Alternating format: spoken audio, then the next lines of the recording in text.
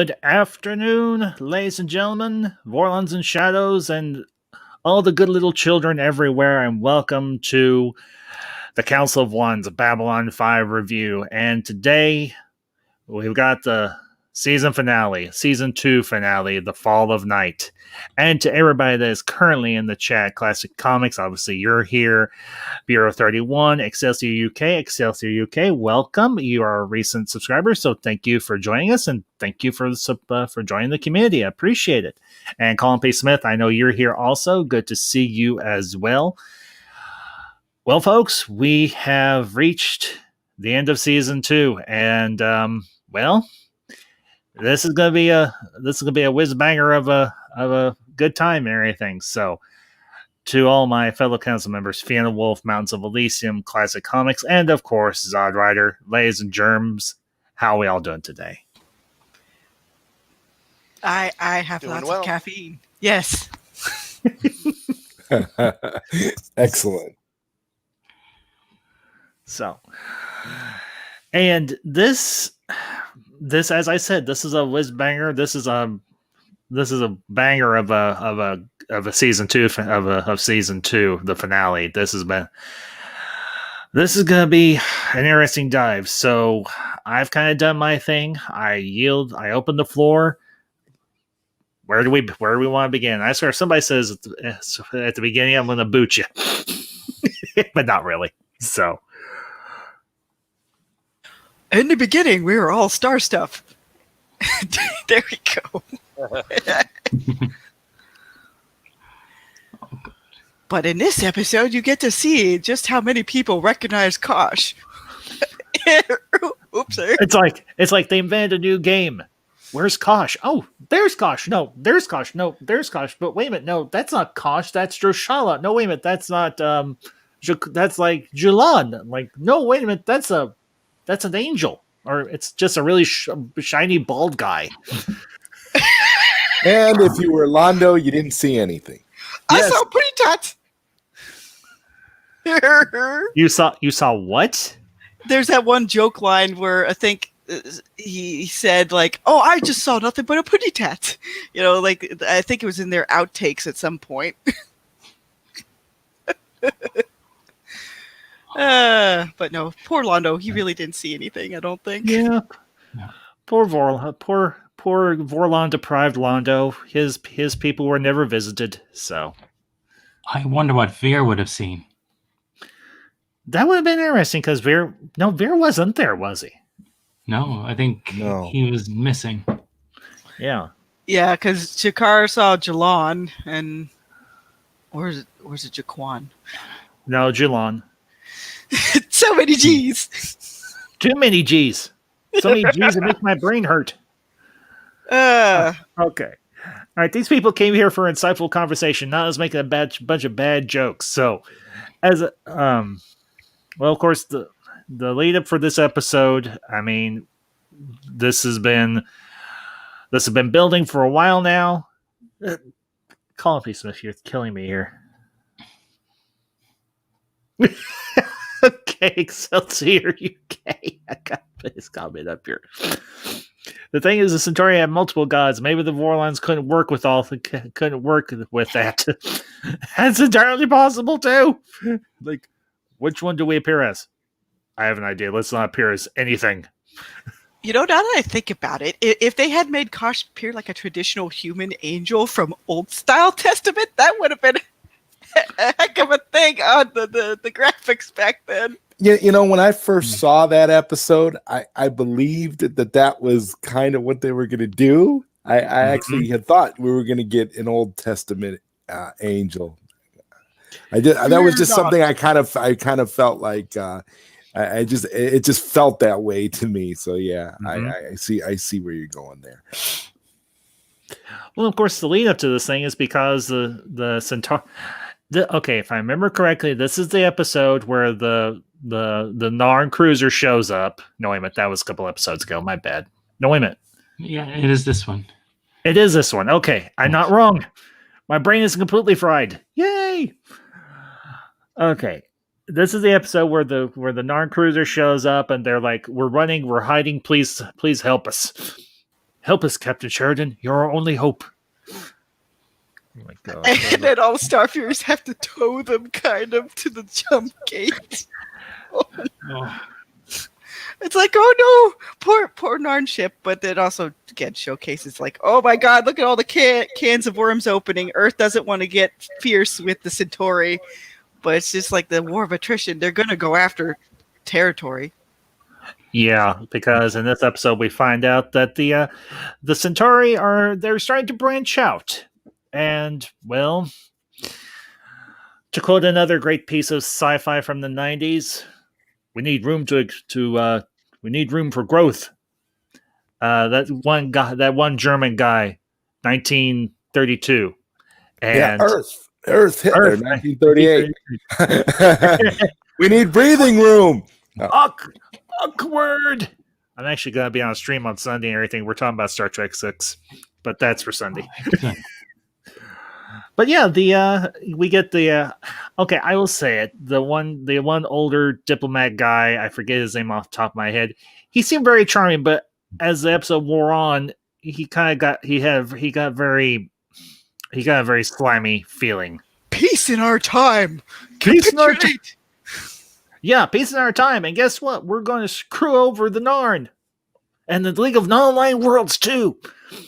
We're going to be perfectly safe, except we're not, because the Shadows have gotten to our president, who is a complete and total crook. And then, a killer. Dilgar wore shades of that. Like, you're going to get into yet another confrontation? Because you curb stomped one, but doesn't mean you can curb stomp everybody.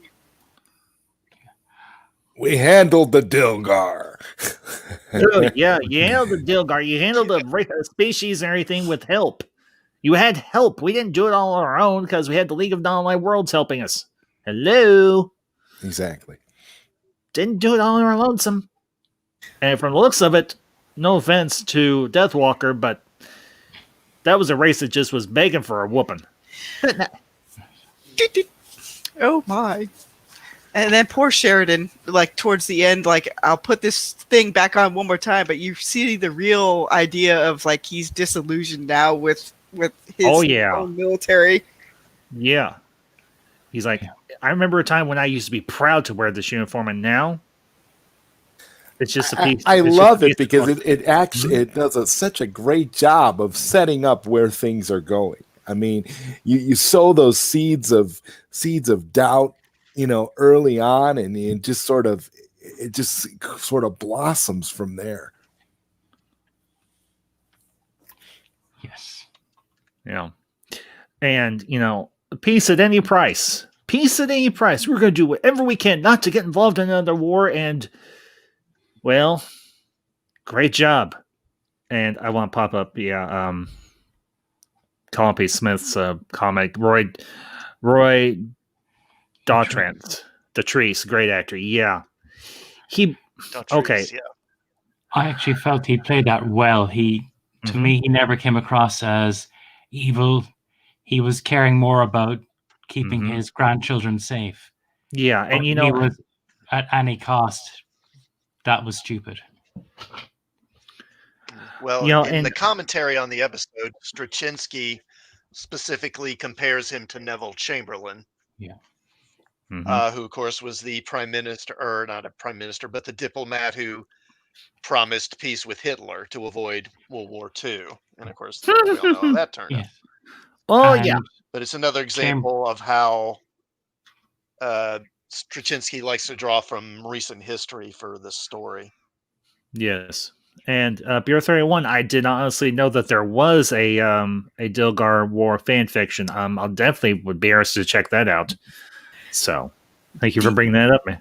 The only thing I know about that is I was looking at some Amazon junk and I was like, why is this thing delisted? And apparently somebody had tried to put a book and swapped out a few names and places from this particular fan fiction.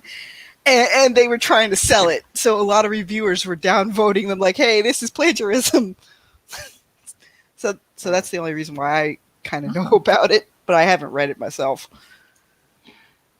Well, that Shades of Grey or whatever it is, that started as Twilight fanfic, I think, didn't it? Yeah, unfortunately. 50 Shades of Grey. Oh, God. Ugh.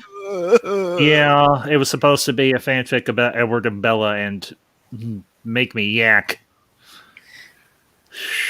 Okay, we're not going to get into that here. No. Colin P. Smith brings up And not to get- he was. Go ahead, classic. I'm sorry, I was going to say with on Roy Dotrice, not to get too sidetracked, but he was on that Beauty and the Beast TV show back in the 80s. Was he? And George Martin was one of the writers on that show, so he and Dotrice became friends. And on Game of Thrones, he was originally supposed to play Barristan Selmy on Game of Thrones. They actually, Martin has said that he wrote the part for Dotrice to play, but unfortunately Dotrice got sick and couldn't really do it. But he wound up coming back in the second season and playing the alchemist or pyromancer or whatever you call him. He does the audiobooks for Game of Thrones, I believe. Roy Dotrice, he read a couple of them, and he does it really well. Wow, okay, cool. Well, yeah, and he almost gave me kind of, okay, I don't know how many Whovians I have in here, and that's okay if we don't have too many, but he almost reminded me of one of the actors that played the Master from Doctor Who back in like the 70s or 80s. Okay, wait, are you talking about Tom Baker's Master? Possibly, yeah. Yeah, I kind of get that vibe too. Well, particularly with the beard and the hair that he had in this episode. Yeah. I kind of got that vibe from him. Like he almost seemed like he could have been a Doctor Who villain and everything, particularly the Master. Yeah. But yeah, he probably could have done that. Oh yeah. But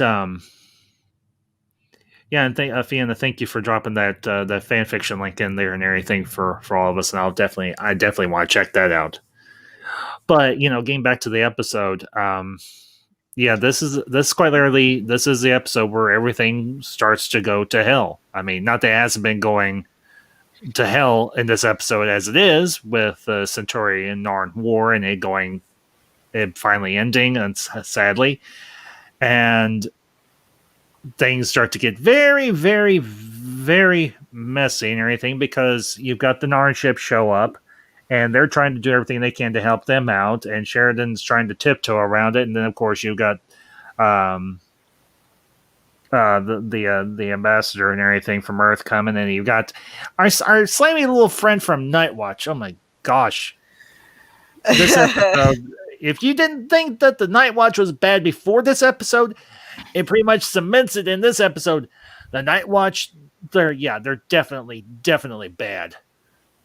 And they're berating poor Zach Allen. He's like, they didn't do anything wrong. They said bad things, and you're thinking, stop police, bad, alert, run away, get this slime ball off of our station. Poor Zach. Yeah, he has a comedy of bad missteps for a while, and then he gets back on the straight and narrow. He gets wise to what they're doing. He's like, I can't believe I took your money. Well, they made it seem harmless in the beginning. Like, oh yeah, you get 50 extra credits a week. Yeah, free money. Nothing's ever free. Holy crap, it's actually snowing. Sorry, that was random. It's snowing here. Anyway, getting back on track here.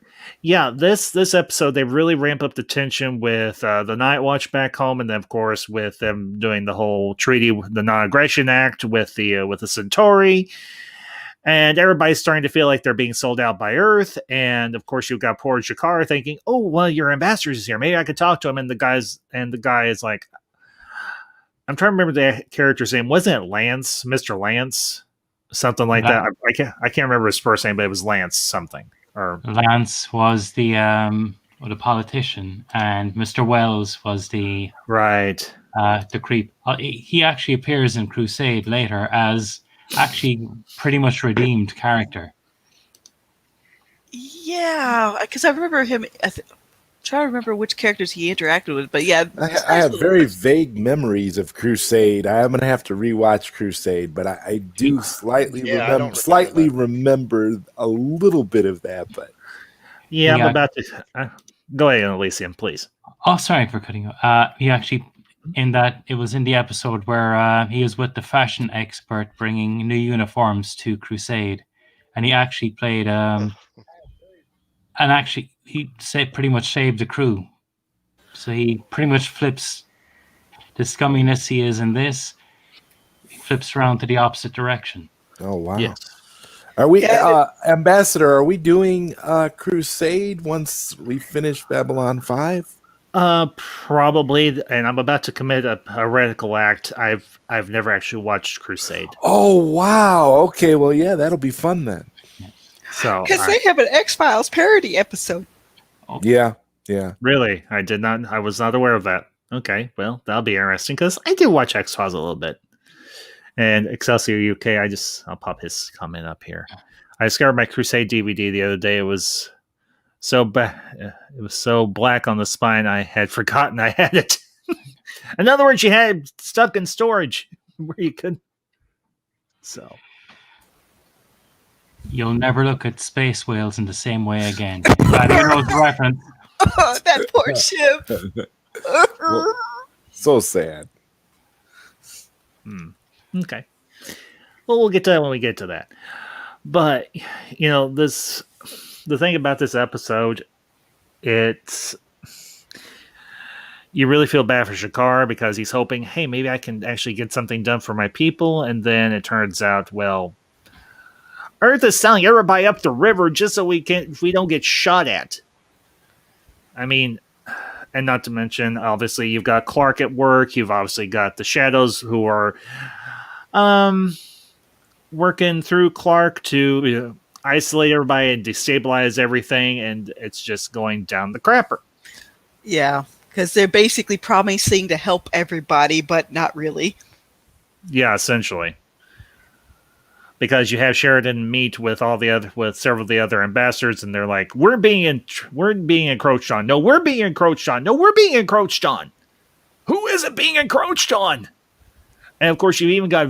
I think it's this episode that Veer calls out Londo. Who aren't we at war with? I know somebody made that comment in the chat. Well, I guess Morden really took to heart when Londo said, "We want to be the expansionist lion of the Empire again."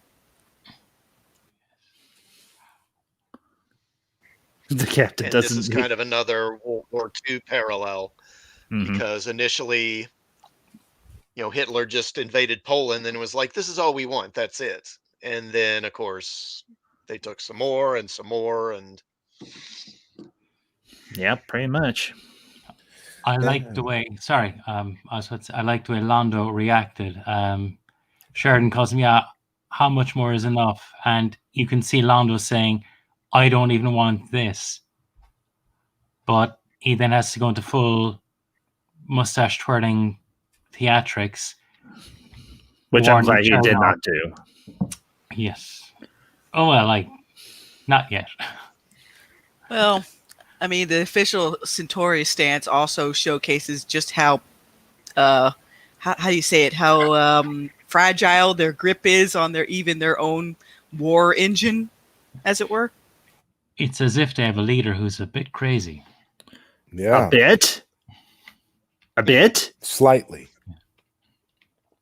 just slightly. Cartagia is crazy as a sack of cats. Yeah, Colin P. Smith, I honestly... It might be Veer who makes that comment to Londo, and then Londo finally starts to get wise to wait a minute. Yeah, Excelsior UK. Yeah, Londo's arc throughout this series is so... He starts off as a fairly sympathetic character, but unfortunately, as time goes on, his arc becomes very tragic, and by the end you're like, let's just end this poor guy's suffering. I think you can see it when Garibaldi mentions Londo's afraid, so he's poked a dragon, it's fully awake, stomping around the galaxy doing destruction, and if he lets go, he's going to be eaten. Centauri Prime will be eaten. So Londo's got to be exactly what he is now, to survive. Unfortunately, that means everyone else has to suffer. Yeah. It's like Londo is basically at this point doing everything he doesn't want to do, and then he has to put on an act that even he isn't buying into. So the quandary that he's dealing with is truly tragic. Yes, it is. It really is. I mean,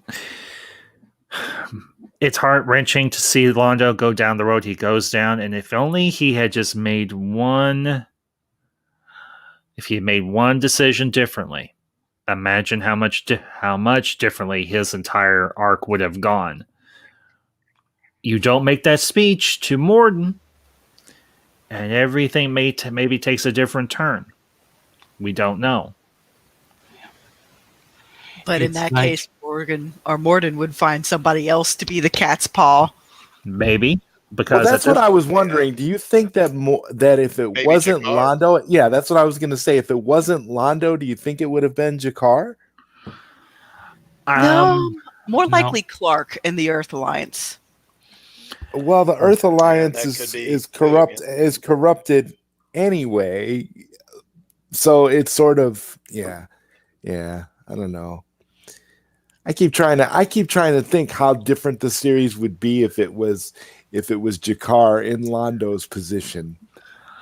Well, the only thing is, Jakar, all he wants is revenge on the Centauri, and that's it. Right, but see, ultimately, Jakar is an honorable character.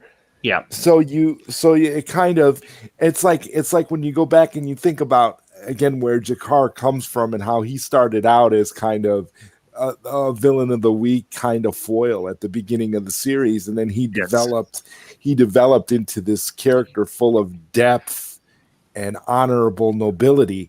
So it's kind of like, to see the roles reversed. Would he have been more of what we saw initially, or would he have gone down this road of despair that we see Londo go through?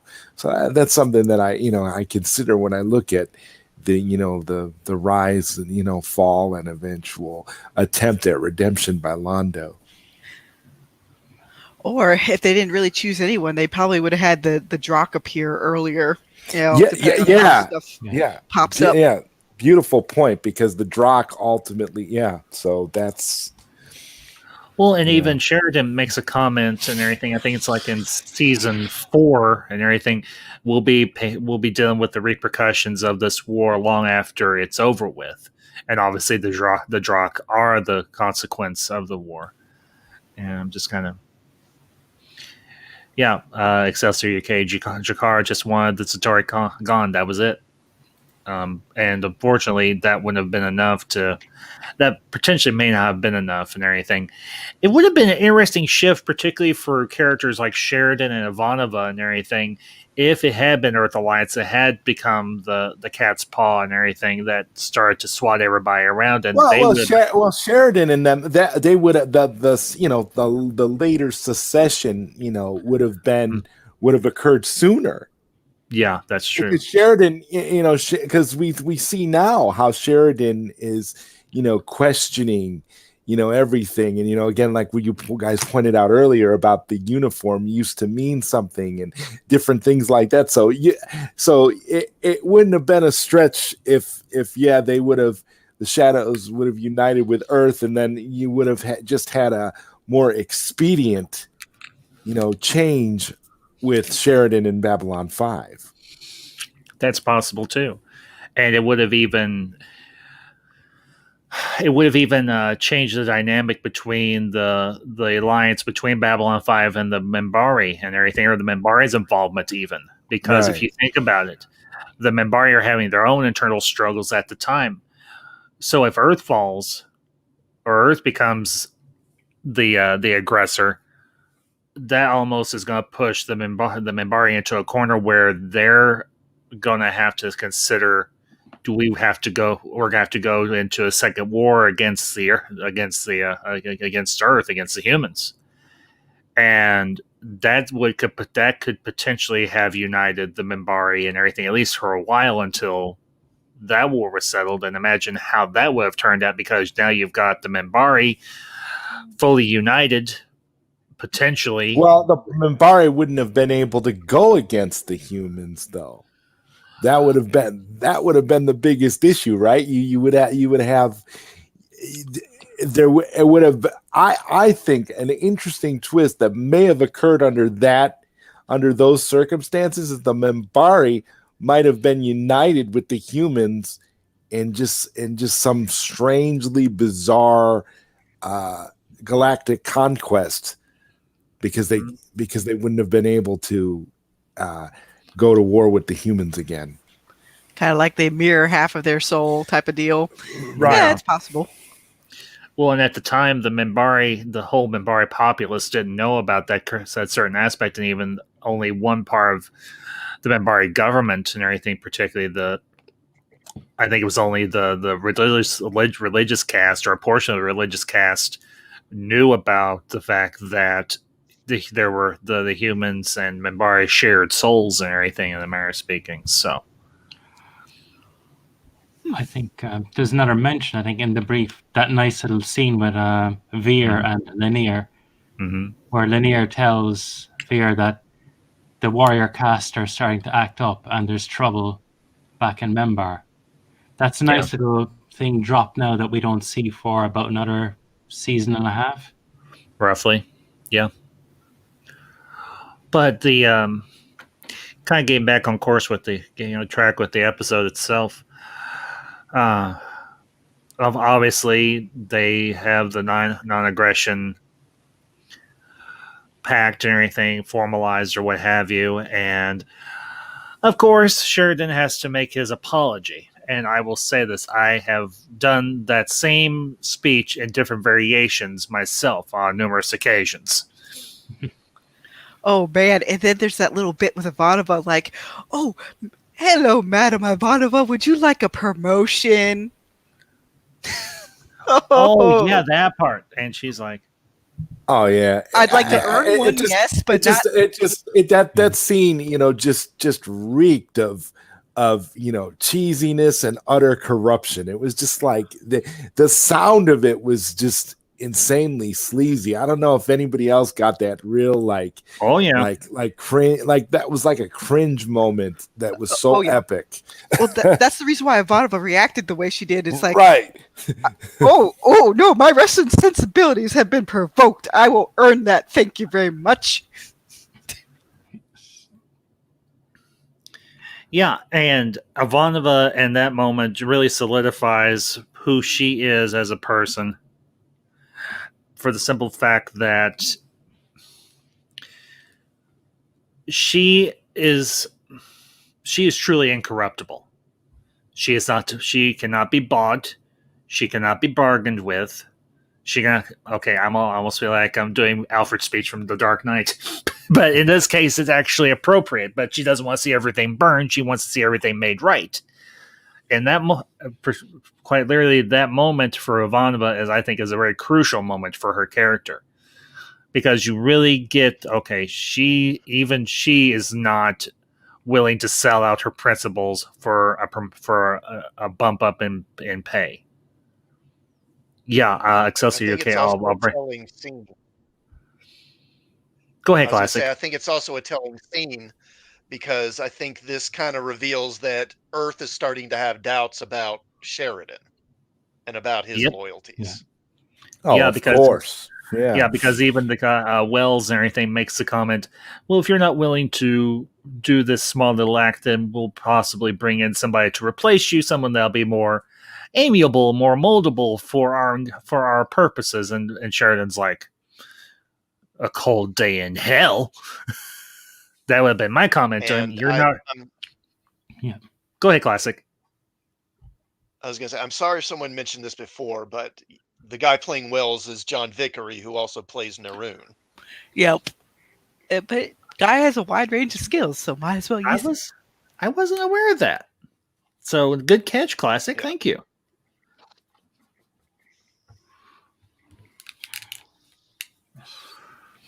But yes, poor Sheridan.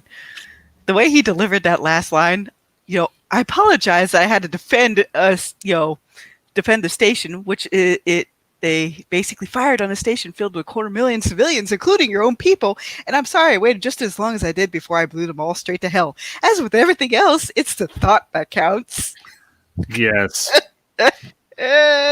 I'm sorry, I have principles and integrity and class and intelligence, and that the rest of you are too lowbrow to realize that. I'm sorry that I won't sell out for your petty, pathetic little alliance and your stupid-ass little treaty. And I'm sorry that I didn't kick you all to the curb sooner. Sorry. But Londo did point out that Sheridan's authority stops at Babylon 5. He was just doing what was in his zone of influence. Huh. Yeah, Excelsior UK, I do like Naroon. Yeah, Naroon is an interesting character, I will not lie. Everything. We'll see more of him in season 3, which I'm happy to say. Particularly with a particular conflict with a certain character which we all know and love. Marcus Cole. Oh, yes. We all love Marcus Cole. The Marcus Rescue Ranger. Woo!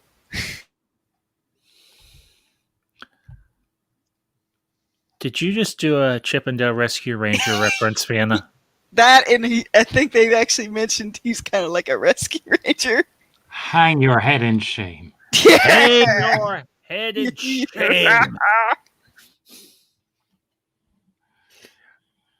All right, I'll go off camera now. Excelsior UK brings up a extra. What do we think about the Furies blowing chunks out of this entire cruiser? Did they actually do that much? Well, you have to think about.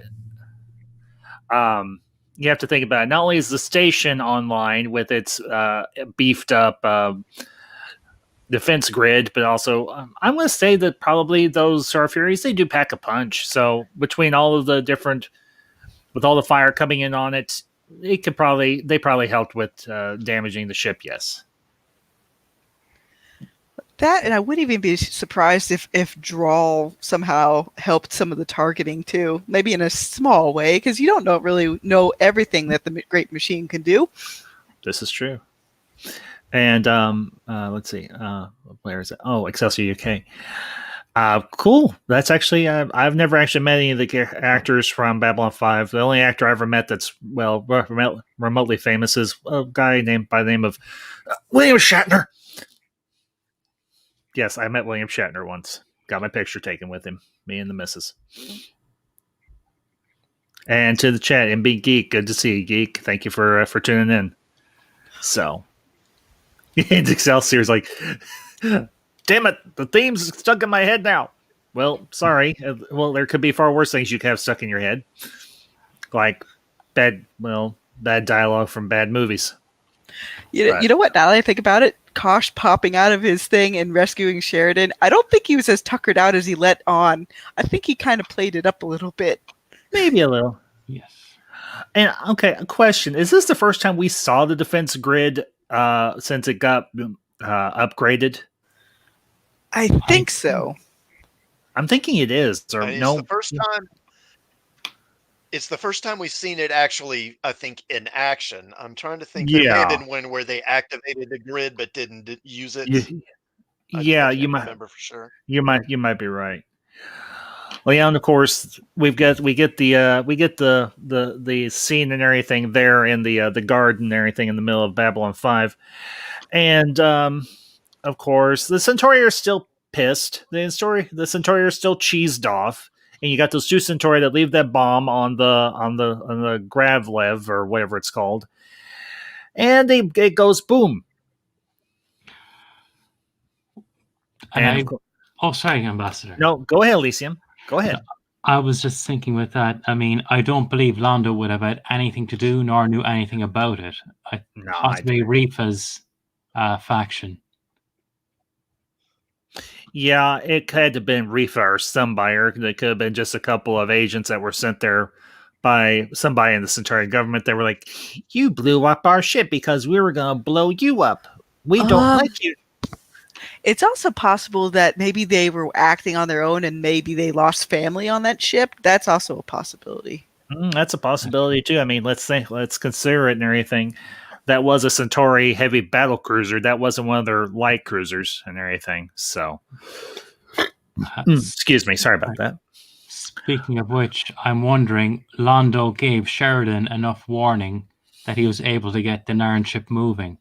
I wonder, did he do that on purpose, rather than the Centauri ship just showing up and saying, yes, we're here to take the Narns in? He did give Sheridan a good heads up. So I wonder, did he try and help out in the background without actually saying it out loud? I'm inclined to think he did, but obviously we don't know really.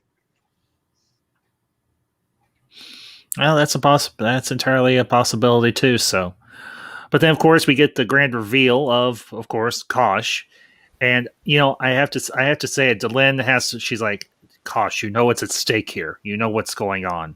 If you're going to do something, you need to do it now, because Yvonne was like, we're getting people en route, but it's going to take time, and unfortunately, time is one thing they don't have. So. Although I guess a part of the reason why he didn't want to pop out initially is because if he does that, that means the shadows are going to be more brazen or something. Maybe. I mean, we don't really know what the stakes are of Kosh coming out of his suit and everything to save Sheridan. I mean, obviously, Kosh and Sheridan have developed a little bit of a rapport, a bit of a relationship at this point, which again I would love to see more of and everything before what happens in next season. I feel that Shadows already know, because Morden did. He did. Wasn't his encounter suit damaged on the first meeting with Morden? Yeah. So. Yeah, it's never clarified who exactly damaged Kosh's suit. It could have been Morden, potentially, because he could have had some sort of shadow weaponry that he was carrying with him. Or maybe Morden was enhanced by the shadows somehow, where he could. Who the heck knows? Anything we don't know exactly what Morden's capabilities are per se, except for the fact that we know that he can't be scanned by telepaths, because if he does, they get a mind-splitting headache.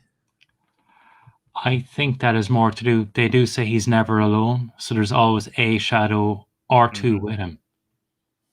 So maybe they protect him mentally, and they're the ones who may have hurt Kosh, or maybe Kosh faked it. Yeah, that's possible too. Yeah, AB Geek, that's next season. We'll get to that when we get to that. So, but yeah. Along with the Mr. Crazy Sniper Man. With Sheridan punching action. Whee!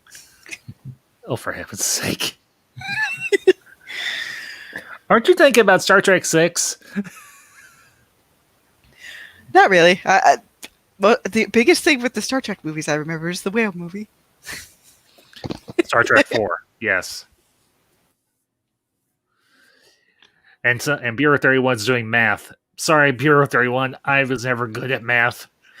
I got through algebra, and that's as far as I went. Suffice it to say, Sheridan will go pancake mode very shortly. If Kosh does nothing. Oh man, but yeah, and even poor Ivanova saying like, "Jakar, what are you doing here?" It's like, wait, when did this become a Jakar exclusionary zone? It's a garden. Boy. Exactly. And I gotta bring up Excelsior's question here. So, question: when he's in the Zocalo, how do people walk past him without treading on the shadows? Well, they're intangible. They didn't eat as much at Christmas as I did. Well, that, and I get the sense that they can phase in and out of like a pocket kind of reality, it seems like. Like they're multi-dimensional beings. There you go. Yeah. They're hyper pan-dimensional beings, like from Hitchhiker's Guide to the Galaxy. And Colin P. Smith brings up a good comment here. The idea of Kosh being tired from being seen by so many suggests that perhaps it's an automated reaction of which he has no real control. Yeah, that's a possibility. I mean, yeah, the Vorlons engineered people to see what they wanted to see of them rather than see them in their actual actual natural state and everything, which is giant energy squid or whatever. Well, Excelsior does bring up a point, but Wando's guards being able to zap the shadows when they're phased out. I think it's because when they don't want to be noticed, they're still tethered to Morden, but I think they were actively giving him things to say when he was meeting with Wando at the court. Yeah. So that's why they had to be like cloaked, but within our realm of tangibility. At least that's what I'm thinking. Yeah, exactly. So, but obviously, Kosh saves Sheridan, and I'm honestly glad that they did not have that version of Kosh actually speak. Anything, I don't know, maybe it was just a limitation on the CGI or whatever the case may be, but I'm honestly glad that they kept that version of Kosh silent. Everything. I thought that was a nice touch, and Sheridan just goes Kosh, and the actor, whoever does the stand-in work for that version of Kosh, is just like, yeah, it's me. Yes, the majestic bald man, but not Galen, nods at you. Hearing Kosh's voice from anyone else would be weird. Yeah, Edwin Chamberlain or anything. Didn't Kosh have a different voice later on in the series when they changed his personality a little bit? Well, that's because it's a different Vorlon altogether. Yokesh is a very angry Vorlon filled with cat-isms. Yeah, that wasn't Kosh. That was Yokesh and everything. That was a different Vorlon and everything. They had a different actor. Now Yokesh does make a cameo and everything. I'm pretty sure it's Yokesh in War Without End Part 1 at the very beginning and everything. Yeah, I think so too. But it was still the same actor who did the voice for Yokesh when he replaces Kosh and everything in season 3. So. And that version of that particular Vorlon is much more aggressive. I mean, you even look at the design of his suit, you almost get the impression that the type of suit that the Vorlons wear kind of denotes what part of their society that they inhabit. I mean, you get the idea. Kosh's suit has a much more, I don't know how exactly to word this, but it has more of a diplomatic feel to it. It's not as aggressive. When they gave that was clearly by design. Yeah. Clearly. Whereas Yokesh is more of a militaristic. His suit's more militaristic in design, and it's much more kind of predatory because it's all hard angles. Yes. Yeah, I would agree with that. Yeah. And honestly, I mean, I love both designs and everything, but I honestly like Yokesh's suit better just because, well, it kind of has that sinister, more militaristic feel to it, which I lean towards when I'm looking at aesthetics and everything. So. But yeah, this was honestly, I mean, this is the end of season 2. From here, things do get a lot more. The stakes do start to build. I mean, things really start to ramp up from here, and it's, if I remember. Ooh, I just want to say that there's a lot more of Night Watch snitches everywhere than even the poor command staff realizes, with that one lady getting in the elevator like, oh, did you know Mr. Wells said better, baby? Well, if I remember correctly, isn't this the episode where Ivanova gives Sheridan that Christmas present where it's a chunk of the Dark Star? Yes, I think it is. Yeah. To make the impossible possible. Yeah, because she's talking to Lance, and she's like, we don't realize the passage of time per se, but you kind of get the feeling that the holidays are coming up, that Christmas is coming up, and she does, and she's like, Merry Christmas or whatever, and he's like, what is it? She's like, it's a chunk, it's a piece of the hull of the Black Star. And I kind of like the fact that they do mention, well, holidays still do exist in 22 59. So Happy Christmas, Happy Hanukkah, whatever. yeah. There you go. So yeah. But yeah, that's a nice little thing. I thought that was a nice little moment between Ivanova and Sheridan, and it kind of harkens to what's to come, obviously. And it's gonna be a big oof when Hour of the Wolf happens. She's gonna have to celebrate a new year without some friends. Yeah, that's season 3. Then that'll be coming up. Well, we'll start that next week. We'll start season 3 next week. So it's exciting. Good stuff. Already. Oh my. Yeah, season 2 has seemed to, our review of season 2 seems to have gone by quicker than season 1. I'm not exactly sure why, because there's just as many episodes in season 2 as there is in 1 and everything, but who knows? Yeah, Colin P. Smith brings up each season is a different year. Yeah, we started in 2258, going into 2259, and now we're going into 2260. Oh, here's something else I'm thinking. He jumps from the tram. He also jumps rather decisively in the closing of season 3. Jump! There you go! Yeah, pretty much. Yeah, it's and even then, Kosh will be with him then, or at least a piece of him. You know what? He was a basketball star in another life. Jump! That white man can jump. There you go. Yeah, and thank you, Bureau 31. I did want to bring that up. I almost forgot to. This is also the episode where Warren Keffer, the character is so significant that nobody really nobody cares that he's dead. There goes the beam, Mike Keffer. So long, Warren Keffer. We hardly knew ye, and we hardly cared. I must say it. Warren Keffer was the third wheel of Babylon 5. He was a waste. He shouldn't have been there, and the only reason he was there was because the network wanted him to be. Wanted a hotshot pilot to be a part of the show. And you didn't need a hotshot pilot. No, because they had Garibaldi could fly, Ivanova could fly, Sheridan could fly. You know, because they all had to have space time. That's right. Sinclair could fly. The opening of this episode is actually Sheridan training with the Star Fury pilots and everything, getting them used to combat.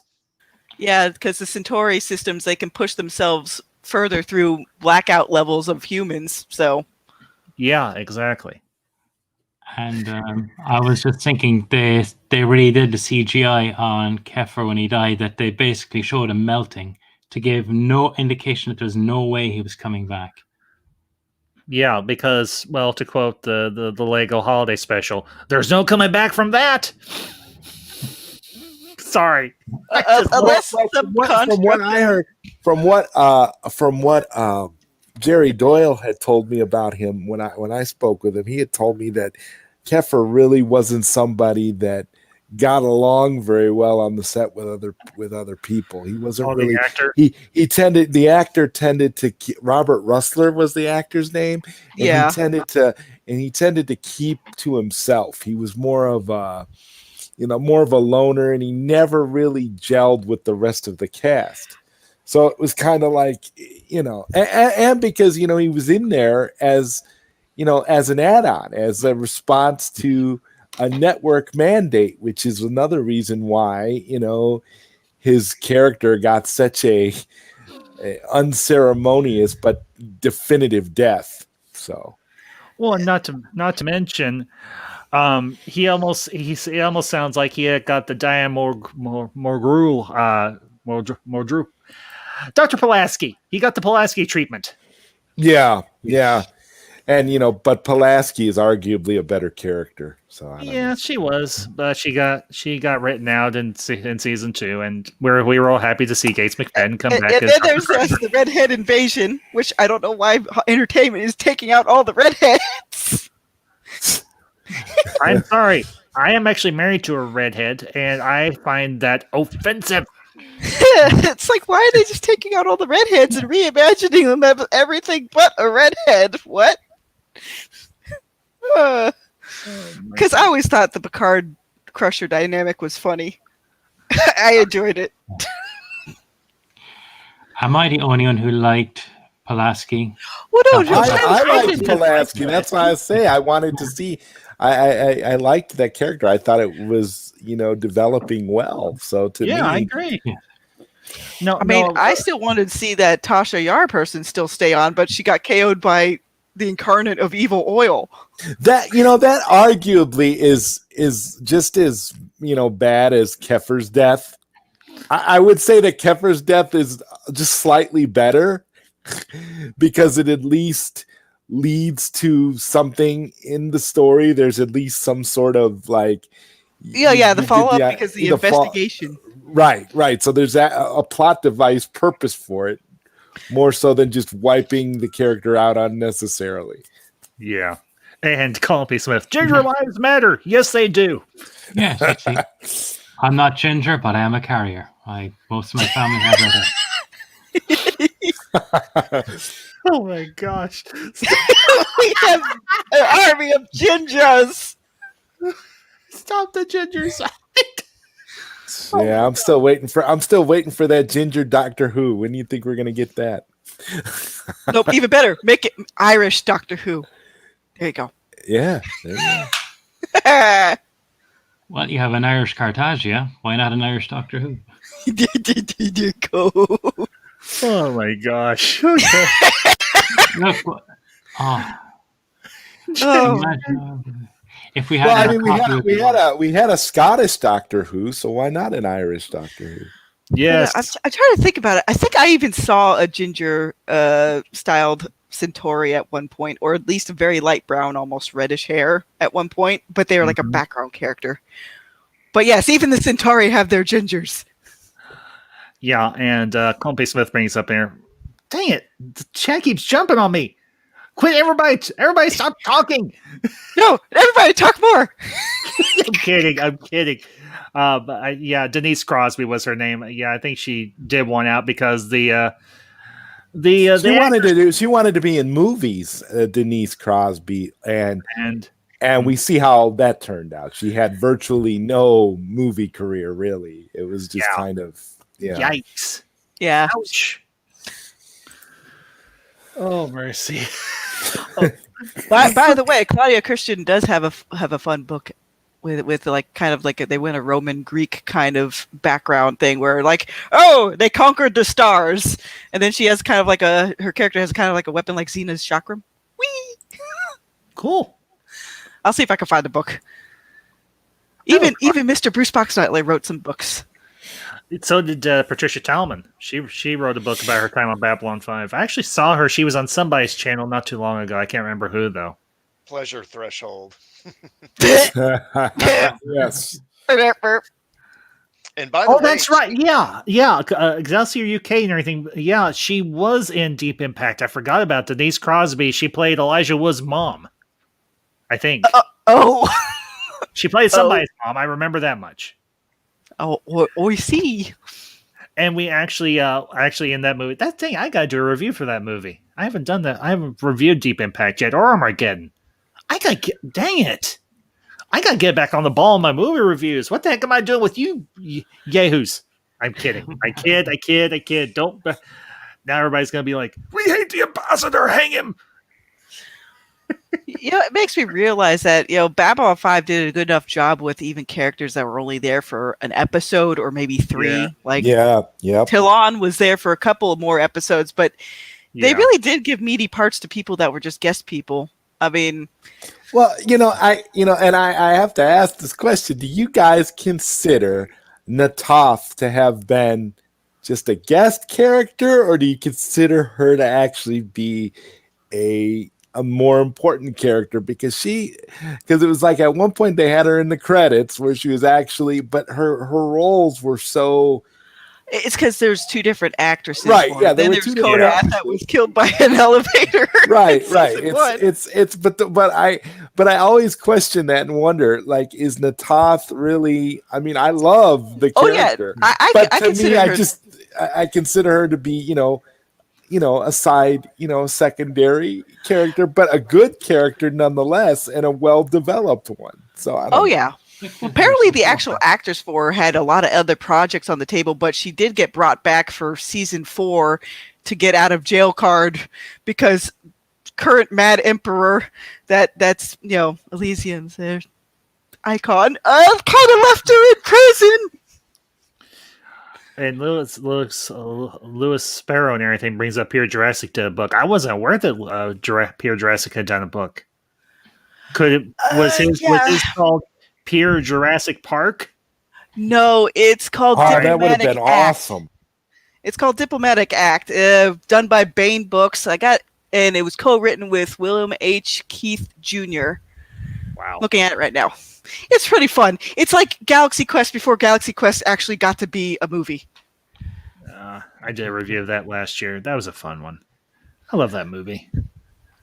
I was just thinking, was it in a thought? I think the reason why she wasn't in more is the actresses had reactions to the makeup.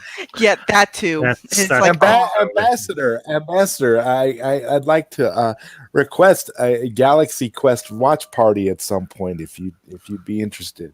Yeah, I'll put it on the book. I'll put it on the books.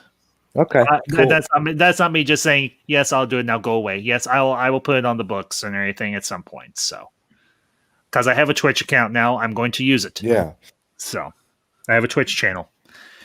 I'll be using it next month, especially. So, but absolutely, Zod and everything. I will absolutely, because that would be a fun one to do a watch party for. So, anyway. Well, guys, anything else about this episode that I may have missed or we missed or the chat missed that we want to talk about? One thing I wanted to point out, of course, after Kosh reveals himself, we get the scene towards the end where Delenn and Sheridan are talking, and they comment on how people saw a different figure depending on which race they were.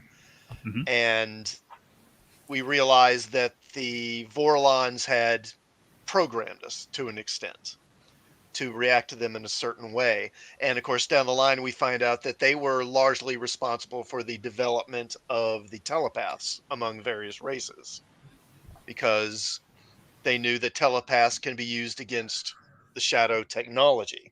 And this idea, the whole idea of these two very powerful ancient alien races that are in this war against one another, kind of in a Cold War, and then using the lesser races around them kind of as proxies to fight each other, because they feel like if they fight one another, they'll destroy one another. That's lifted largely from the Lensman books, which were published in the 1950s. Okay. Oh, yeah. These guys, that's what they grew up on. Their bread and butter. Right. Like the spaghetti westerns and everything else. Yep. And that whole idea in those original Lensman books about using controlled breeding to create superhumans, basically, of course, was adopted by Frank Herbert for the Dune novels. Yeah. Well, okay, guys, let's do a Lensman watch party. Well, I don't even know where to get a copy. That anime is fantastic. I got it. I'll do it. I'll set it up. Wasn't there two different versions of that movie? Oh, I love that movie. It is so amazing. Yeah, that anime, aside from the name, it really doesn't have much in common with the novel. Well, I don't know. It still holds up even to this day. I don't know. I find something pulpy and charming about a guy using a battle axe to break into a spaceship. I would say so. Well, and the other thing I'll bring up is the whole idea of the Vorlons in the shadows tinkering with people's DNA also comes from Marvel Comics, because if you consider the character or the group called the Celestials, that's where the Eternals and the Deviants come from. And no, not Deviant Art, you bunch of dirty-minded perverts in my chat. That was something I think maybe Straczynski got a little inspiration from, because the Eternals are not the Eternals, but the Celestials were created long before Babylon 5 was, obviously. So maybe that's something that Straczynski threw in there and everything as well, everything to explain where the telepaths come from. Because if you think about it, what are telepaths? They're mutants. They're mutated humans, essentially. And of course, same thing with the Minbari. They're mutated Minbari. and they're mutated Centauri, and they're mutated, well, when the Narns still have them, they're mutated Narns, essentially. Yeah, but when the Shadows decided to have a base on Narn, well, the last of the Mindwalkers basically went kamikaze on it. Smooth move. Yep. You pretty much eliminated your race being able to have telepaths ever again. Way to go.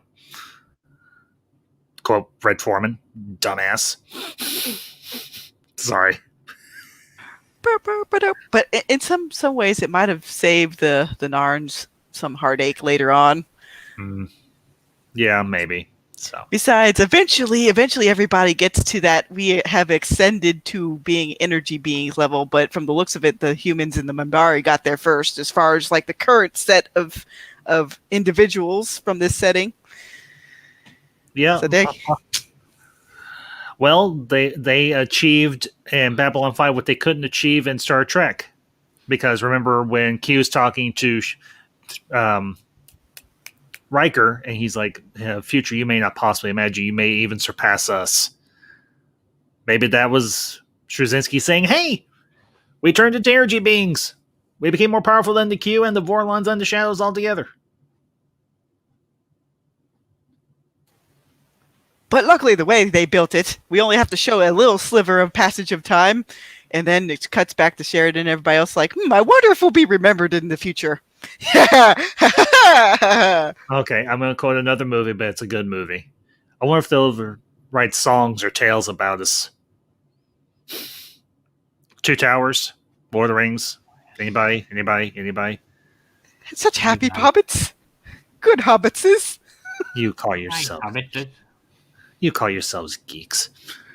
No, I don't have enough caffeine for this. Besides, I'm in Pulp Land right now. Yay! I know it's okay. So, all right. Well, I think we'll go ahead and start wrapping up here. But great review, guys. Great discussion. Thank you all once again for being here, and everybody that was in the chat. Thank you all for being here as well and contributing. Excelsior UK, thank you again for subscribing. Thank you for becoming a part of the. Aren't there Rangers in Lord of the Rings? Yes, there are, and Aragorn was one of them. But he was like, yeah. Sheridan got caught first class. Better than the USA Post Office. Woo! That'll teach Paramount to plagiarize B5. Yeah, exactly. Oh, but that's another topic for another time. But yeah, guys, for those of you, go ahead, for those of you that have got channels and everything. Everybody's got a channel here, obviously. So go ahead and plug your channels, tell the good people what you got coming up, and then we'll close out. So, and I don't care who goes first, just somebody go first. I do superhero space opera serial series on my blog. If you're missing some old style fun, and if you're tired of the plague of koof and modern fun times of 2021, I'll link it below. There you go. Yes. It's the plague. Bring out your dead. Bring out your dead. All right. Who's next?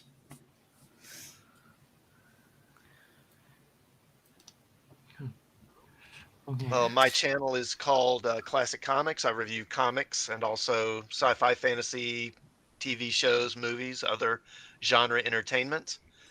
My latest video, which is a review of the latest issue of Detective Comics. Actually, I'm uploading that right now, and that should be up here within the hour. Excellent. Sounds exciting. You can find me over at Zod Rider on YouTube. I do the Zod Rider Show, which is a live stream on Tuesday nights at 8 p.m. Central, 9 p.m. Eastern. And you can also find me at Zod Rider on Twitter. Yeah, and folks, make sure you go check these fine lady and gentlemen out and everything. They're doing good content on their shows, on their channels and everything. And I would not have them here if they were not insightful and thought-provoking and funny and quirky and all those good things. So, Elysium, what about you? Have you got what projects have you got in the works? I have working on 2 videos at the moment. The Lord of the Rings video on the Gollum study is waiting until I find my copy of Lord of the Rings.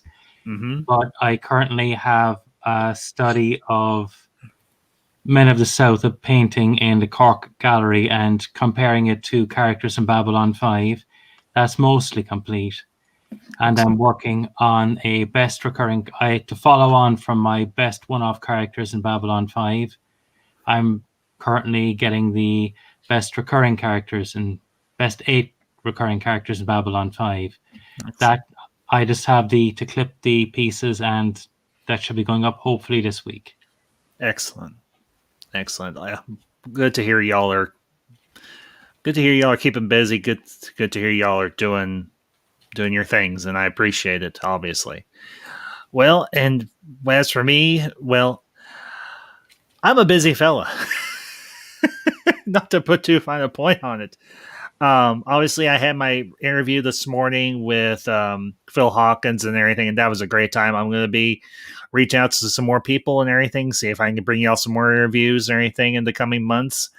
I'll be back and everything next week, obviously, on Tuesday with The Truth and Classic Comics, and Gucci Hepcat will be continuing our review of Batman the Animated Series, and that's been a lot of fun. Getting a lot of good response from that. I'm glad to see it. I am currently working on. I want to give you all an update, and I don't want to go over too long and everything because we're already over an hour. But I am currently working on part 6 of my Star Wars fan fiction. But I want to let you all know now I'm going to be taking that in a different direction. I am going to finish it, chapters or parts 6 through 12, and the epilogue. But I won't be uploading any other parts and everything until it's finished, because I'm actually going to be doing some reaching out online, and I'm going to be doing my fan fiction as like a kind of a radio drama type thing. I'm gonna get people. Oh, that'd be great. I'm gonna cast. And this is an open. I'm gonna do a video and everything, a video announcement about this to formally put it out there. I'm gonna do all 12 parts as a radio drama and everything. I'm gonna leave the parts that are already up as it is now, but going forward, I'm going to do this as a radio drama. I'm going to cast people for the parts and everything in the fan fiction. I'm going to be reaching out to Samuel Kim and everything to see if I can use some of his music for that, and I'm going to do this as a proper production, in a matter of speaking, more than just me reading the parts and switching through pictures. I'm gonna get the people together, and we're gonna do this. So that's gonna be coming down the road. I'm still planning on doing I decided to split up my ambassadorial roasts of Last Jedi and Rise of Skywalker. I'm gonna do one definitely this month, and I'm gonna do one maybe in March or April, because February is going to be very busy and everything as it is. Next month, I'm going to do a pair of watch parties over on Twitch and Facebook and everything. And I may still broadcast or anything, just I have the audio running on YouTube of The Man of Steel and Batman vs. Superman Ultimate Edition. So, and then I'm going to, I'm still doing some other reviews and everything I've got planned.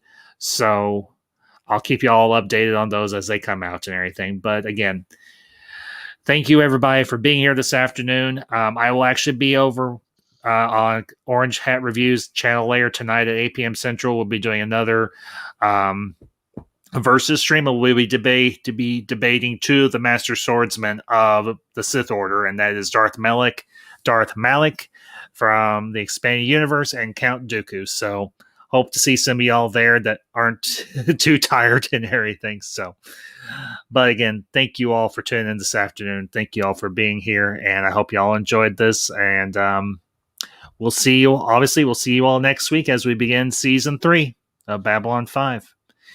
So, y'all have a great one, and until next time, these are the Ambassadors signing off. I have always been